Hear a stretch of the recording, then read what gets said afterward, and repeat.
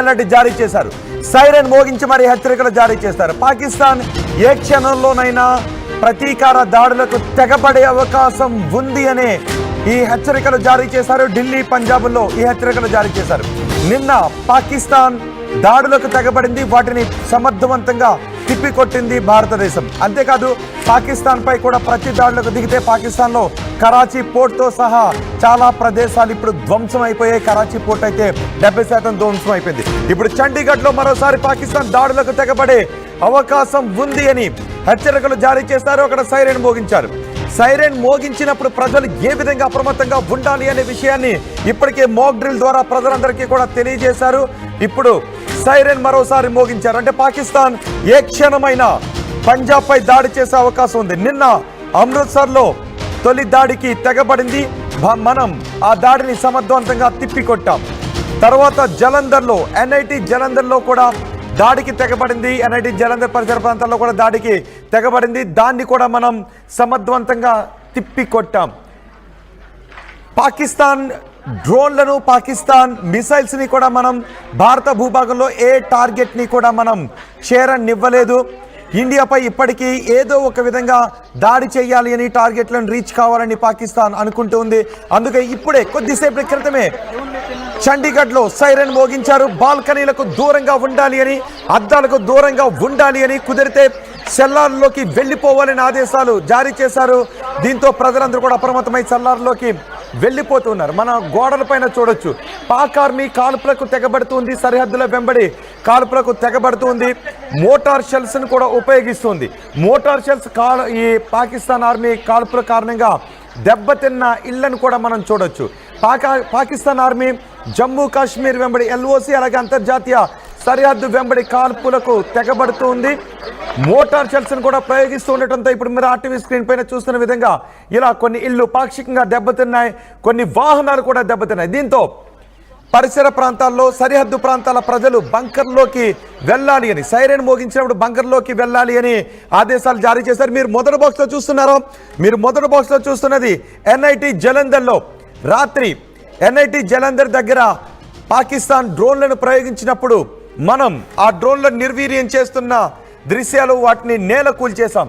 ఇక పాకిస్తాన్ ఆర్మీ కొన్ని మోటార్ షెల్స్ని ప్రయోగించడంతో అక్కడ ప్రజల ఇళ్లు దెబ్బతిన్న దృశ్యాలు మనం RTV స్క్రీన్ పైన చూడొచ్చు. మనం ముందుగానే హెచ్చరించడంతో అక్కడ ప్రాణాపాయం జరగకుండా నివారించగలిగాం.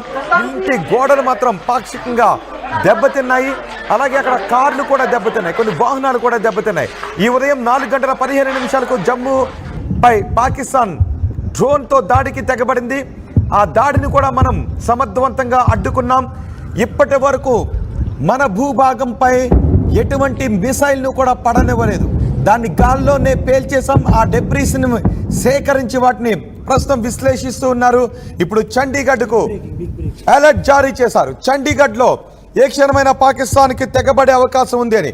అంతేకాదు పాకిస్తాన్కి సంబంధించి ఒక ఇంపార్టెంట్ విషయాన్ని మీకు చెప్పబోతున్నాను. ఇది మొత్తం పాకిస్తాన్ని ఆర్థిక సంక్షోభంలోకి నెట్టేస్తోంది. ప్రస్తుతం పాకిస్తాన్ పూర్తి ఆర్థిక సంక్షోభంలోకి వెళ్ళిపోతున్నటువంటి పరిస్థితులు చోటు చేసుకున్నాయి. పాకిస్తాన్ భారత్తో యుద్ధానికి కాలుదువి మొత్తం తన దేశాన్ని, తన ప్రజలను ఆర్థిక సంక్షోభంలోకి నెట్టేసుకుంది. పాకిస్తాన్ ఇప్పుడు తీవ్రమైన ఆర్థిక సంక్షోభంలో ఉంది. యుద్ధ భయంతో అడుక్కునే స్థితికి వచ్చింది పాకిస్తాన్. భారత్తో దాడుల వల్ల, భారత్తో యుద్ధానికి దిగి భారత్ చేసిన దాడుల కారణంగా నష్టపోయామని ఇప్పుడు పాకిస్తాన్ అనుకుంటూ ఉంది. తమకు సాయం చేయాలి అంటూ ప్రస్తుతం ప్రపంచ దేశాలను అడుక్కుంటూ ఉంది. ప్రపంచ దేశాలను సాయం కోసం అడుగుతున్నటువంటి ట్వీట్ను కూడా మనం RTV స్క్రీన్ పైన చూడొచ్చు. లోన్ల కోసం అడుగుతుంది. Government of Pakistan appeals to international partners for more loans after heavy losses inflicted by enemy amid escalating war and stocks crash. We urge international partners to help de-escalate.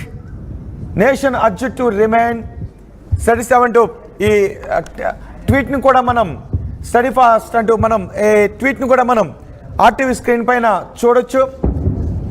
Pakistan ఇప్పుడు ప్రపంచ దేశాలకు లోన్ల కోసం వెళుతోంది. శత్రువు చేసినటువంటి దాడి కారణంగా మేము నష్టపోయామని అంటోంది. మిత్రదేశంతో శత్రుత్వాన్ని పెంచుకున్నటువంటి దేశం పాకిస్తాన్. భారత్తో శత్రుత్వాన్ని పెంచుకుని భారత్పై కయ్యానికి కాలు దూనటువంటి దేశం పాకిస్తాన్. వరల్డ్ బ్యాంకును అడుగుతుంది, వరల్డ్ బ్యాంకును కూడా అక్కడ ట్యాగ్ చేసిన దృశ్యాన్ని మనం చూడొచ్చు. ఇప్పుడు ఎకనామిక్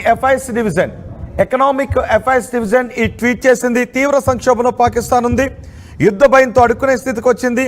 భారత్ దాడుల వల్ల నష్టపోతున్నామని పాకిస్తాన్ అంటుంది. తమకు సాయం చేయాలి అంటూ ప్రపంచ దేశాలను పాకిస్తాన్ అడుగుతోంది. తమ దేశానికి లోన్లు ఇప్పించాలని. ఇప్పటికే పాకిస్తాన్కి ఎవరు కూడా లోన్లు ఇవ్వని పరిస్థితి ఉంది. ఎందుకంటే పాకిస్తాన్ తన దేశ ప్రజల ట్యాక్స్లనే కాదు, అప్పులు తెచ్చిన డబ్బులను కూడా కేవలం ఉగ్రవాదులను పెంచి పోషించడానికే పాకిస్తాన్ వినియోగించుకుంటుంది. అటు స్టాక్ మార్కెట్లు కూడా పడిపోయాయి, వ్యాపారాలు దెబ్బతిన్నాయి. ఇప్పుడు పాకిస్తాన్ రోడ్డున పడింది, అప్పు కావాలని ట్విట్టర్లో పోస్ట్ చేసింది పాకిస్తాన్ ఆర్థిక శాఖ. భారతదేశం నిన్న మనం కరాచీ పోర్టుపై దాడి చేయడంతోనే అది పాకిస్తాన్కు పెద్ద దెబ్బ, ఆర్థికంగా పెద్ద దెబ్బ. ఇప్పటికే పహల్గాం దాడుల తర్వాత మనం పాకిస్తాన్ పై విధిస్తున్నటువంటి ఆంక్షలతో పాకిస్తాన్ ప్రపంచవ్యాప్తంగా ఒంటరి అయిపోయింది, ఆర్థికంగా దెబ్బతింటూ ఉంది.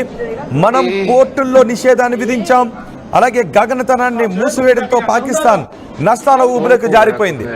అదే సమయంలో మన ఆపరేషన్ సింధూర్కి ప్రతీకారంగా పాకిస్తాన్ దాడులకు తెగబడింది. దీంతో మనం కేవలం తిప్పి మాత్రమే కొట్టలేదు, ప్రతి దాడులు కూడా చేశాం. ఇప్పటివరకు పాకిస్తాన్ ఎప్పుడైనా దాడులు చేస్తే వాటిని తిప్పి మాత్రమే కొట్టేవాళ్ళం. కానీ ఈసారి పాకిస్తాన్ దాడులకు మనం ప్రతి దాడులు కూడా చేస్తే కరాచీ పోర్టు సగానికి పైగా ఎగిరిపోయింది. పాకిస్తాన్ పైలట్ భారతదేశానికి చిక్కాడు. పాకిస్తాన్ యుద్ధ విమానాన్ని కూల్చేశాం, పాకిస్తాన్ ప్రయోగించిన మిసైల్స్ ని నేల కూల్చాం. అందుకే ఇప్పుడు పాకిస్తాన్కి ఏం చేయాలో అర్థం కావడం లేదు. తమ దేశానికి లోన్లు కావాలి అంటూ ప్రపంచ దేశాలను అడుగుతోంది. ప్రపంచ దేశాలకు కూడా మనం తెలియచేశాం, పాకిస్తాన్కి లోన్లు ఇస్తే ఆ డబ్బులు తిరిగి కట్టలేని పరిస్థితుల్లో పాకిస్తాన్ ఉంటుంది. అంతేకాదు పాకిస్తాన్ ఆ లోన్లను, ఆ డబ్బులను ఉగ్రవాదాన్ని పెంచి పోషించడానికి ఉపయోగిస్తుంది అనే విషయాన్ని కూడా మనం ప్రపంచ దేశాలకు చెప్పాం. దీంతో ప్రపంచ దేశాలు కూడా పాకిస్తాన్కి లోన్లు ఇచ్చేటటువంటి పరిస్థితి కనిపించట్లేదు. స్టాక్ మార్కెట్లు పడిపోయాయి, భారతదేశం మాపై దాడి చేస్తోంది అని ప్రపంచ దేశాల ముందు అడుక్కుంటోంది పాకిస్తాన్.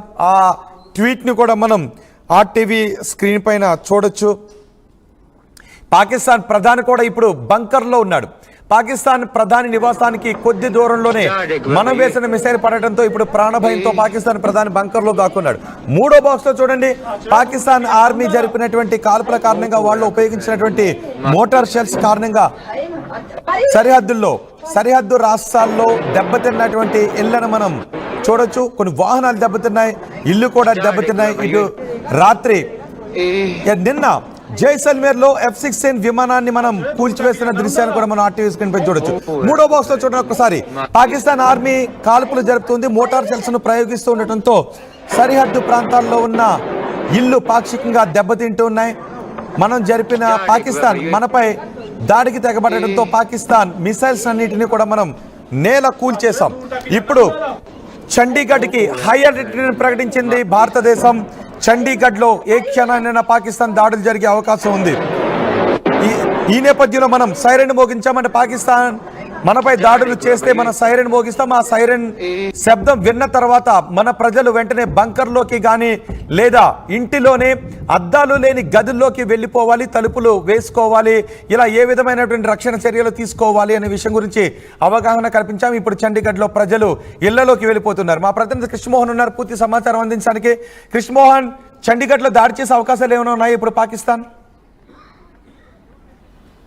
అంటే బేసిక్గా యుద్ధ సైరన్లు మోగుతున్న నేపథ్యంలో అయితే భారత ప్రభుత్వం కూడా చాలా క్లియర్గా ఒక ఇండికేషన్ అయితే ఇచ్చింది. ద సేమ్ టైం అక్కడున్న అధికారులు కూడా చండీగఢ్కి సంబంధించిన వ్యవహారంలో ఆ ప్రాంతంలో యుద్ధం జరిగే అవకాశం ఉంది. సైరన్ మోగినప్పుడు మాత్రం మీరందరూ కూడా ఇళ్లలోకి వెళ్ళండి, ఎక్కడ బాల్కనీలలో కావచ్చు లేకపోతే కిటికీల దగ్గర ఉండొద్దు, కంప్లీట్గా ఇంట్లలోనే షెల్టర్లో ఉండండి అని ఒక క్లియర్ ఇండికేషన్ ఇచ్చింది. సో ఇంకా ఇప్పుడు వరకైతే అటువంటి పరిస్థితి రాలేదు. వన్స్ సైరన్ కానీ మోగితే మాత్రం మీరు రోడ్ల మీదకి రావద్దు అనేది చాలా క్లియర్గా చెప్పిన పరిస్థితి.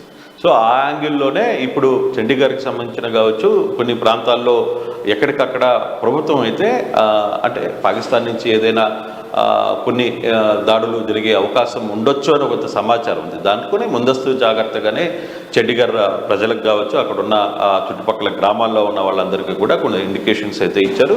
ఉదయం నుంచి కూడా అది దాదాపుగా 8 గంటల ప్రాంతంలోనే దీనికి సంబంధించి ఒక ఇండికేషన్స్ ఇచ్చి కొంత అప్రమత్తంగా ఉండండి, ఎక్కడ వీలైతే మీరు అక్కడ సైరన్ మోగినప్పుడు మాత్రం మీరు ఎవరు పట్టుకు వాళ్ళు ఇళ్లలోకి వెళ్ళి అక్కడ సేఫ్గా ఉండాలి, బాల్కనీస్లో ఉండొద్దు, అలాగే కిటికీ తలుపులు తెరుచుకోవద్దు అనే అంశాలను కూడా క్లియర్గా ఇచ్చారు. అయితే ఇప్పటికీ చండీగఢ్లో ప్రస్తుతం అటువంటి పరిస్థితి లేదు అని తెలుస్తోంది, కానీ బట్ ఎనీ కేసు ఏదైనా జరగకపోతే అనే అవకాశంతో ముందస్తు చర్యగానే పబ్లిక్ని కొంత అప్రమత్తం అయితే చేశారు. ఆ దిశగానే సైరన్ మోగినప్పుడు మాత్రం మీరు అలర్ట్గా ఉండాల్సిన పరిస్థితి ఉందనేది మార్నింగ్ నుంచి కొంత ఇండికేషన్స్ అయితే ఇస్తున్నారు. అక్కడ ఉన్న ఆల్ గ్రూప్స్లకు కూడా గవర్నమెంట్ అఫీషియల్గా ఆ మెసేజ్ను కూడా పంపుతుంది. వన్స్ మీరు గవర్నమెంట్ గ్రూప్స్లో ఉంటే కొన్ని వేల మెసేజ్లు ఒకసారిగా అందరికీ డెలివరీ అవుతున్నాయి. కొంత అప్రమత్తంగా ఉండండి, మీరు ఏమన్నా తెచ్చుకోవాల్సుకున్నా ఏమన్నా ఉన్నా కూడా ఇమీడియట్గా మీరు ఆ పనిలో ఉండండి అనేది కొంత క్లియర్గా చెప్పిన పరిస్థితి అయితే కనపడుతుంది. వరుసగా నిన్న